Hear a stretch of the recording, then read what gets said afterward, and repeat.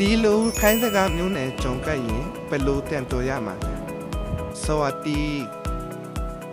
ดีคำว่าสวัสดี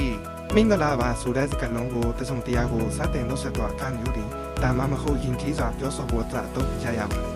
မိတ်ဆွေချင်းပြီးဆုံးတဲ့အခါစကားပြောဆိုဆက်ဆံတဲ့အခါမျိုးတွေတော်ผู้ชายจะพูดว่าสวัสดีครับผู้หญิงจะพูดว่าสวัสดีครับယောက်ျားလေးဆိုရင်မင်္ဂလာပါခင်ဗျာမိန်းကလေးဆိုရင်မင်္ဂလာပါဆင်းလို့ပြန်ပြောလို့ရပါတယ်ครับคุณကျေးဇူးတင်ပါတယ်ဆိုတဲ့စကားလုံးကိုပေါ်ရမှုချင်နာမှုကိုခေါ်ပြလို့အခါတွေကျေးဇူးတင်ပါတယ်ဆိုတဲ့စကားလုံးကိုတော့တစုံတယောက်ကတင်ကိုကောင်းတာလုပ်ပြီးတဲ့အခါငြိပြီးတဲ့အခါတွေယောက်ျားလေးဆိုရင်ပဲလို့ပြန်ပြောရမှာขอบคุณครับ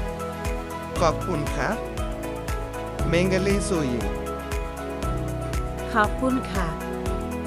บคุณค่ะขอโทษ